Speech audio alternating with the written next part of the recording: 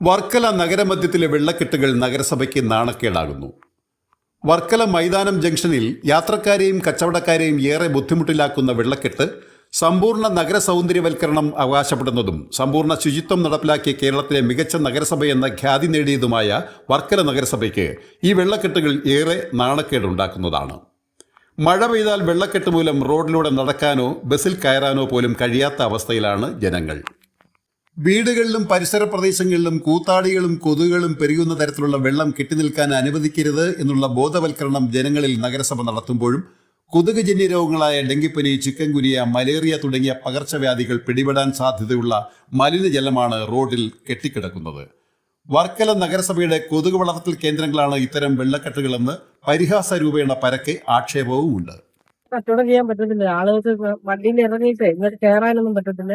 ഇത് 5-6 വർഷം കൊണ്ടേ ഇങ്ങനെ നടക്കും. എല്ലാവരെയും അറിയിച്ചു. നമ്മൾ അറിയിക്കേണ്ടിടത്തെല്ലാം അറിയിച്ചു. ഓരോരുത്തരെയും അറിയിക്കാൻ പറയും. ഓരോ ഡിപ്പാർട്ട്മെന്റിലെ അറിയിക്കാൻ പറയുമ്പോൾ അവരെ അറിയിച്ചാലും യാതൊരു ഒന്നുമില്ല. ഇതുവരെ ഒന്നുമില്ല. എന്നും ഇങ്ങനെ വെള്ളം കെട്ടിക്കിടക്കും. എല്ലാ സീസണിലും വെള്ളം ഇങ്ങനെ ഉണ്ട്. ഈ താഴ്ച അപ്പുറത്തെ സൈഡിലാ ഓട.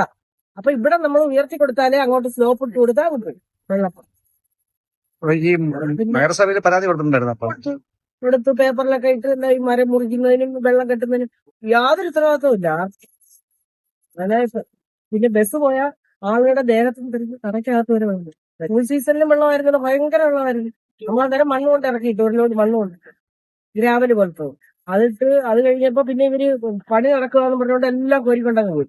കോരിക്കൊണ്ട് പോയിട്ട് ടാറിങ്ങല്ല കോൺക്രീറ്റ് ചെയ്തു. അന്നേരമൊക്കെ താന്നു പോയി. ഒരുപാട് താന്നു. എന്നും വെള്ളം അവിടെ സ്ഥിരം. ഏറ്റവും വലിയ നല്ല സ്ഥലമാണ്. അങ്ങനെ ഇങ്ങനെന്നൊക്കെയാ പറയും.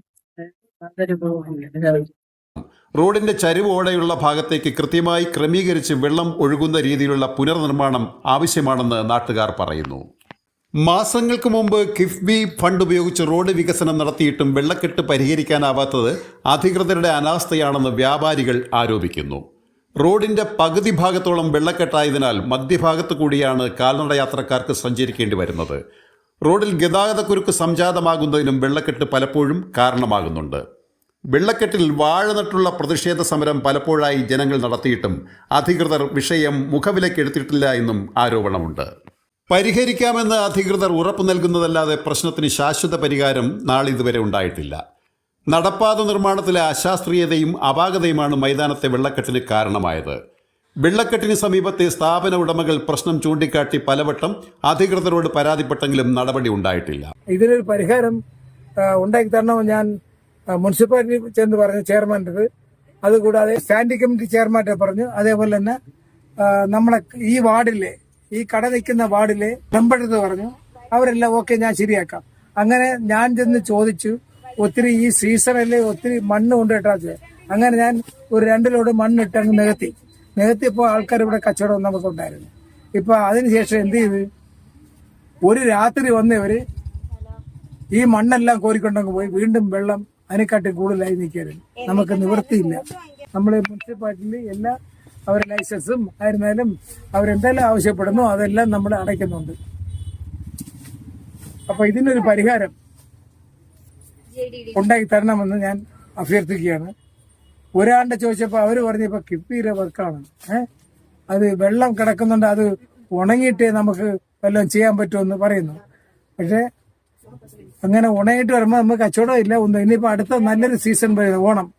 നമ്മളില്ല വേഴാമ്പലിനെ പോലെ കാത്തിരിക്കുകയാണ് ഓണവും ബാക്കിയുള്ള കാര്യം. നമുക്ക് ഒരു 3-4 സീസണേ ഉള്ളു ഇവിടെ കച്ചവടം.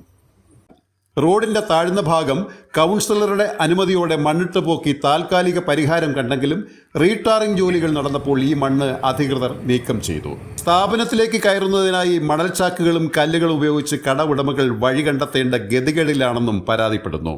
Beacon News, Varkala.